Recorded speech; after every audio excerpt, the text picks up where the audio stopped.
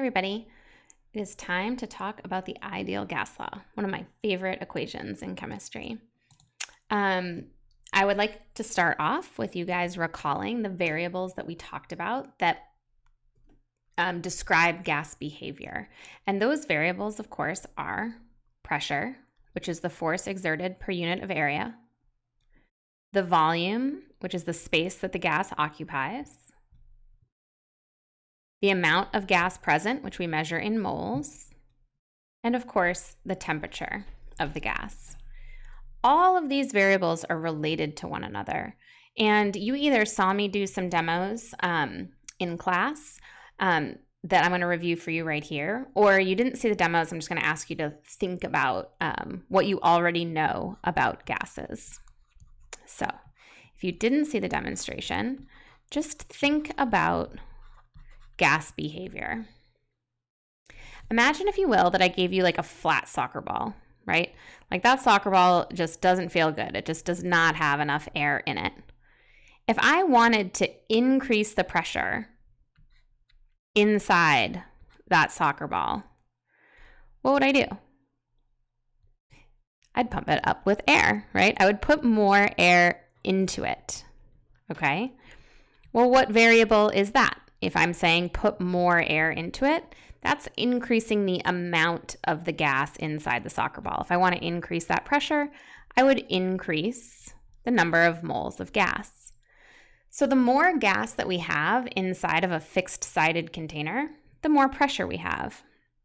When one variable goes up and the other variable goes up, we call that a directly proportional relationship. Because what you guys are going to see here is that people don't always just dream up equations and relationships. They actually observe them in nature, and that's how we get many of our equations in science, is through observations of variable relationships. So what we see here is that pressure is proportional, it's a proportional symbol, to the amount of gas inside that container. Pressure is proportional to moles of gas.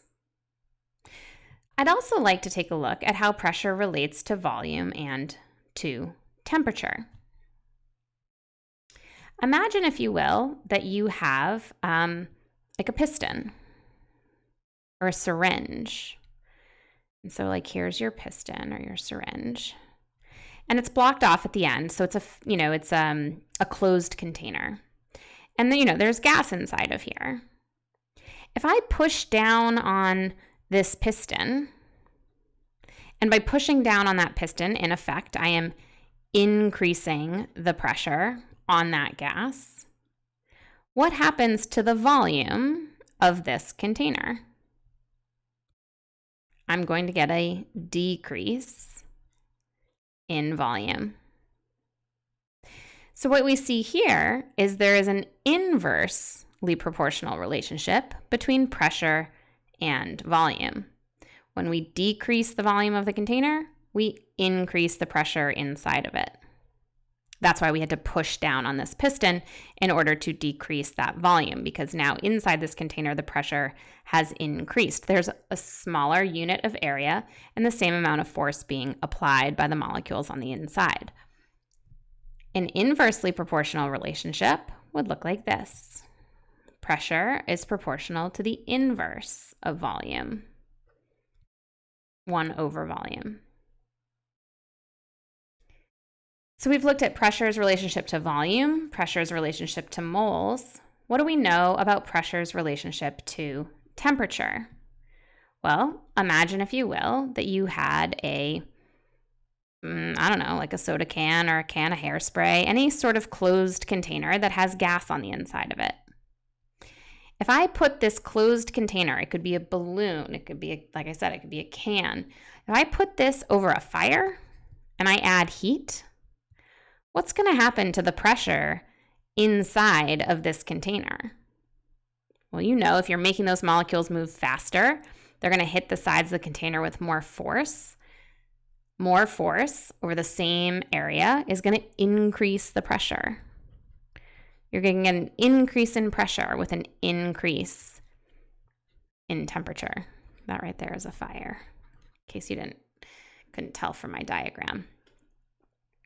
Now, these weren't the exact demos that I showed you guys in class, but it's a good enough sort of thought exercise to think about. All right, so pressure is proportional to temperature. And the reverse is true too, right? If I took a balloon and I put it in my fridge, it's going, with that decrease in temperature, I'm going to get a decrease in pressure, and that balloon is going to actually end up shrinking a little bit because the pressure on the gas is exerting on the inside is smaller. Or if you took a balloon and you heated it, it's going to expand because the pressure on the inside is increasing. Okay, so let's put all of these variables together. So see here how we have pressure proportional to moles, pressure proportional to 1 over the volume, or the inverse, and pressure is proportional to temperature. If we put all of those things together, what I could essentially say is that pressure is proportional to moles times temperature over volume. Now let's just rearrange this equation here to get volume out of the denominator. So essentially I get pressure times volume is proportional to moles times temperature. Now proportional does not mean equals.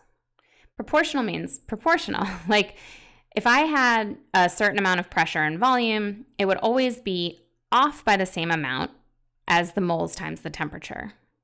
In other words, these two amounts are not going to be exactly the same, but no matter what the set of conditions, they will always be off by the same amount.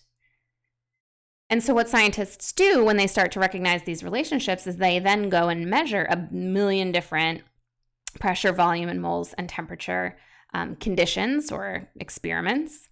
And they measure every single time how much these two sides of the equation are off by. And that amount is how we get our constants. So to turn this proportional symbol into an equal sign, I'm just going to plug in a constant. And the constant is R. It's what we call the ideal gas law constant. And it's equal to 0.0821 liters, atmospheres, over moles, Kelvin.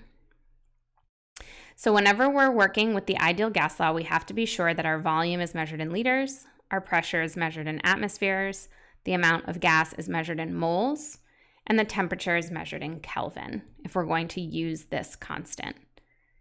And now what we see is we have this equation that allows us to calculate what the volume of a gas would be if it wasn't 1 mole of gas, or if we're not at standard temperature and pressure. And just for fun, if you guys would like to sort of see where that 1 mole equals 22.4 liters comes from, that conversion factor that we were using is true only at standard temperature and pressure. So if we wanted to plug into the ideal gas law, standard temperature and pressure, which is 1 atmosphere of pressure, solving for the volume of 1 mole of gas times my constant, 0.0821 liters atmospheres over moles Kelvin, times our standard temperature, which is 273 Kelvin, which is 0 degrees Celsius. If we solve for volume, 0.0821 times 273, we get 22.4 liters. You can see atmospheres cancel, moles cancel, temperature in Kelvin cancels, and we're left with what the volume of 1 mole is at STP. So now what you guys have here is another conversion factor between volume of a gas and moles of that gas. It doesn't have to only be 1 mole equals 22.4 liters. That is true at STP. If we're not at STP, now we can use PIVNERT. And that's what we'll do next. See you in class.